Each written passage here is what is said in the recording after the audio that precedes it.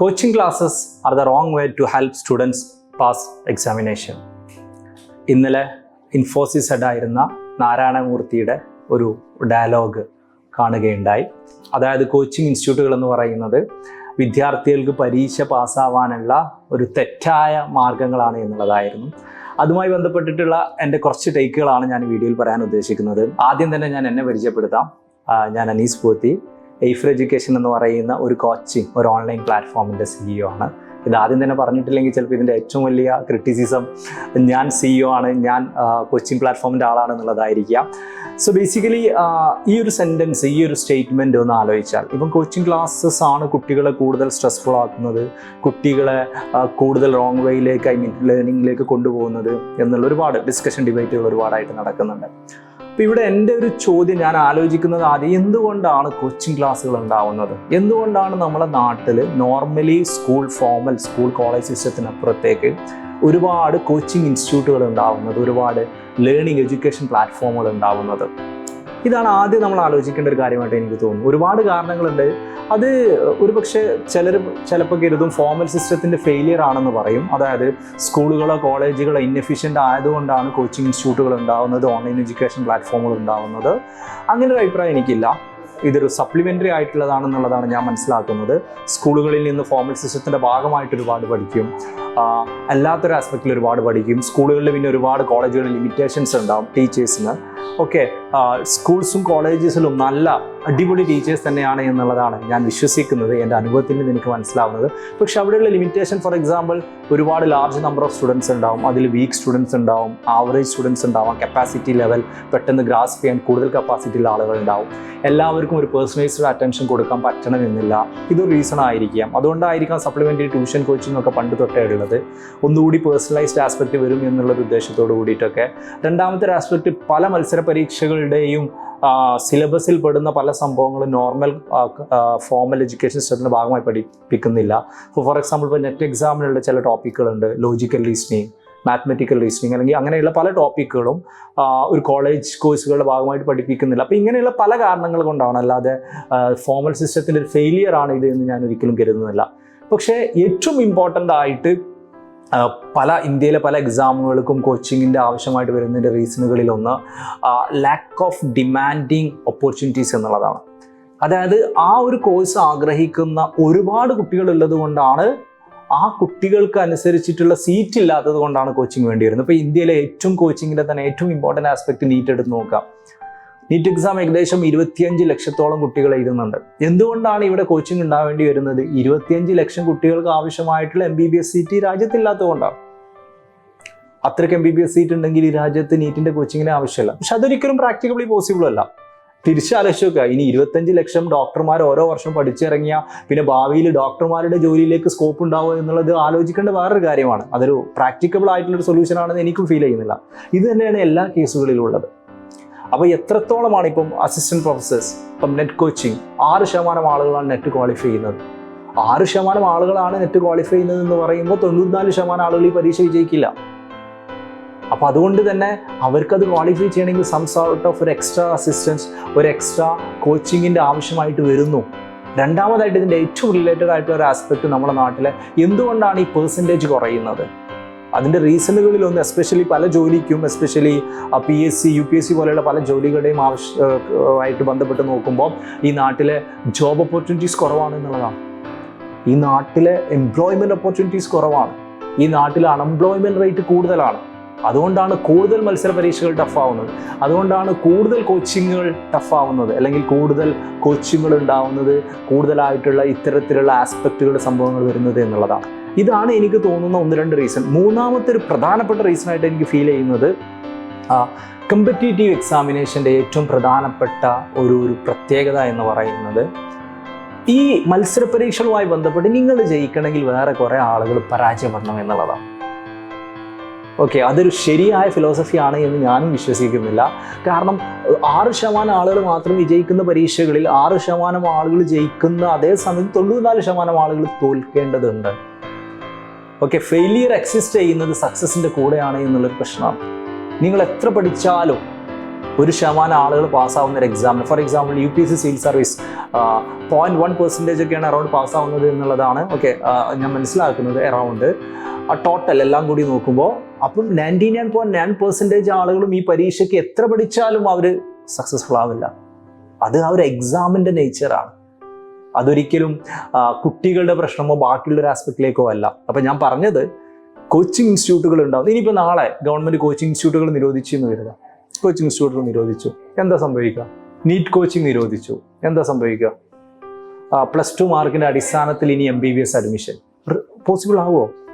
ഇനി അങ്ങനെ തന്നെയാണെങ്കിൽ എന്താ സംഭവിക്കുക? ചിലപ്പോൾ കോച്ചിങ് എന്ന് മാറും, ചിലപ്പം +2 കോച്ചിങ് ആയിരിക്കും കൂടുതൽ ഇവിടെ കോമ്പറ്റീഷൻ നടക്കുക.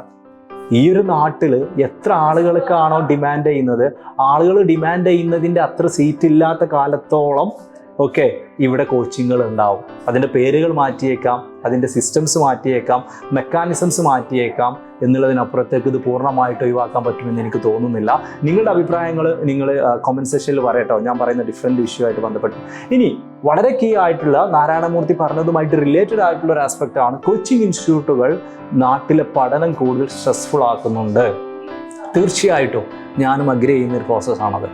പല മത്സര പരീക്ഷകളും ഇത്രയധികം സ്ട്രെസ്ഫുൾ ആയിട്ടുള്ളത് രാജസ്ഥാനിലെ കോട്ട ബേസ്ഡ് ആയിട്ടുള്ള ഒരുപാട് കഥകളും ഒരുപാട് സൂയിസൈഡുകളും സ്ട്രെസ്സുകളും ട്രോമാറ്റിക് എക്സ്പീരിയൻസുകളും നമ്മൾ ഒരുപാട് വായിച്ചതാണ്. പല സീരീസുകളിലായിട്ടും വീഡിയോകളിലായിട്ടും വാർത്തകളിലായിട്ടും അറിഞ്ഞിട്ടുള്ളതാണ്.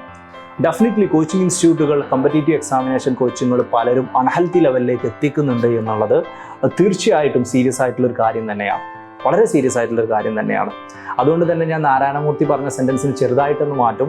Coaching institutes are the wrong choice to help students to pass exam എന്നുള്ളതിനപ്പുറത്തേക്ക് coaching institutes are using the wrong options or using the wrong ways to help student pass the examination എന്നുള്ളത് ഞാൻ പറയും. It's almost happening. അപ്പോൾ അതുമായി ബന്ധപ്പെട്ടിട്ട് കൂടുതൽ discussion നടത്തേണ്ടതുണ്ട്, ഡിബേറ്റുകൾ നടക്കേണ്ടതുണ്ട്. ഇത്രയധികം സ്ട്രെസ്ഫുൾ ആക്കുന്നതിനെ കുറിച്ച് വളരെയധികം മത്സരാത്മകം അല്ലെങ്കിൽ വളരെയധികം കമ്പറ്റീറ്റീവ് ആക്കിയിട്ട് കുട്ടികളെ പോലും സപ്പോർട്ടീവ് ചെയ്യാത്ത രീതിയിലുള്ള സിസ്റ്റത്തെക്കുറിച്ചൊക്കെ ഇഫ് പോസിബിൾ നിയമങ്ങൾ പോലും ഉണ്ടാക്കണം എന്ന് പേഴ്സണലി വിശ്വസിക്കുന്ന ഒരാൾ തന്നെയാണ് ഞാൻ. നമ്മളും ഒരു എഡ്യൂക്കേഷൻ പ്ലാറ്റ്ഫോമിൻ്റെ ഭാഗമായിട്ടൊക്കെ ഈ സ്ട്രെസ്ഫുൾ ആയിട്ടുള്ള കോമ്പറ്റേറ്റീവ് എക്സാമിനേഷൻ സ്ഫിയറുകളെ എത്രത്തോളം ഹാപ്പി ആക്കാൻ പറ്റും, എത്രത്തോളം കംഫർട്ടബിൾ ആക്കാൻ പറ്റില്ല, സ്ട്രെസ്ഫുൾ ആകാൻ പറ്റും എന്നുള്ളതിനെക്കുറിച്ച് പരീക്ഷണം നടത്തുന്ന ഒരു പ്ലാറ്റ്ഫോമിൻ്റെ ഭാഗമാണ് നമ്മൾ. ഇനി കമ്മിങ് ടു ദ സൊല്യൂഷൻസ്, എന്താണ് ഇതിൻ്റെ സൊല്യൂഷൻസ്? കാരണം അദ്ദേഹം പറഞ്ഞിട്ടുണ്ടാവുകയും ഈ ഒരു കോച്ചിങ് ഇൻസ്റ്റിറ്റ്യൂട്ടുകളോ അല്ലെങ്കിൽ കോമ്പറ്റേറ്റീവ് എക്സാമിനേഷൻ കാരണം വിദ്യാർത്ഥികൾ അനുഭവിക്കുന്ന സ്ട്രെസ്സും അതുമായി ബന്ധപ്പെട്ടുള്ള ബുദ്ധിമുട്ടുകളും അതുമായി ബന്ധപ്പെട്ടുള്ള വാർത്തകളും ഒരുപാട് ട്രോമാറ്റിക് എക്സ്പീരിയൻസും കേട്ടിട്ടായിരിക്കും. ഇതിൽ ആദ്യം മനസ്സിലാക്കേണ്ട ഒരു കേസ് ഞാൻ മനസ്സിലാക്കുന്നത് എംപ്ലോയ്മെൻറ്റ് ഓപ്പർച്യൂണിറ്റീസ് കൂട്ടുക എന്നുള്ളതാണ്. അത് ഏറ്റവും സീരിയസ് ആയിട്ട് അതിന് എഫേർട്ട് എടുക്കേണ്ടത് ഗവൺമെൻറ് തന്നെയാണ്.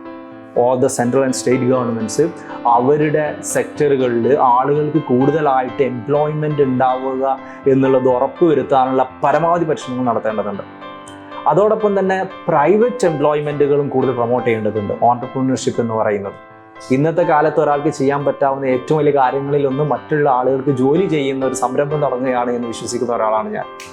അപ്പോൾ അത് പൂർണ്ണമായിട്ട് ഈ നാട്ടിലെ അൺഎംപ്ലോയ്മെൻറ്റ് ക്രൈസിസ് ഗവൺമെൻറ് സെക്ടറിനെ കൊണ്ട് സോൾവ് ചെയ്യാൻ പറ്റുമെന്ന് ഞാൻ കരുതുന്നില്ല.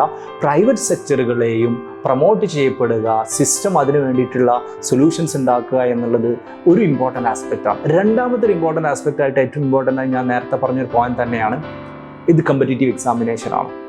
ഈ കോമ്പറ്റേറ്റീവ് എക്സാമിനേഷൻ്റെ ഏറ്റവും വലിയ പ്രത്യേകത, നമ്മൾ സാധാരണ പറയല്ലോ നിങ്ങളെ ബെസ്റ്റ് കൊടുത്താൽ മതിയും. പക്ഷെ ഞാൻ പലപ്പോഴും പറയാറുണ്ട് കോമ്പറ്റേറ്റീവ് എക്സാമിനേഷൻ അങ്ങനെയല്ല.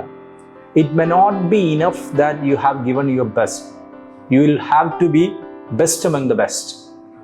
അതായത് നിങ്ങൾ ഫുള്ള് കൊടുത്താൽ പോലും പോരാ, ഏറ്റവും ടോപ്പായിട്ടുള്ള 1% ഒരാളാവണം. നിങ്ങളുടെ ടോപ്പിൻ്റെ അപ്പുറത്തേക്ക്, ബെസ്റ്റിൻ്റെ അപ്പുറത്തേക്ക് കൊടുത്താൽ മാത്രമേ പലപ്പോഴും ഒരു കോമ്പറ്റേറ്റീവ് എക്സാമിനേഷൻ നിങ്ങളെ സംബന്ധിച്ച് നിങ്ങൾക്ക് ക്വാളിഫൈ ചെയ്യാൻ സാധിക്കുകയുള്ളൂ എന്നുള്ളത് വളരെ ഇമ്പോർട്ടൻ്റ് ആയിട്ടുള്ള, ഇതുമായി ബന്ധപ്പെട്ടിട്ടുള്ള ഇമ്പോർട്ടൻ്റ് ആയിട്ടുള്ള ഒരു കാര്യമാണ്.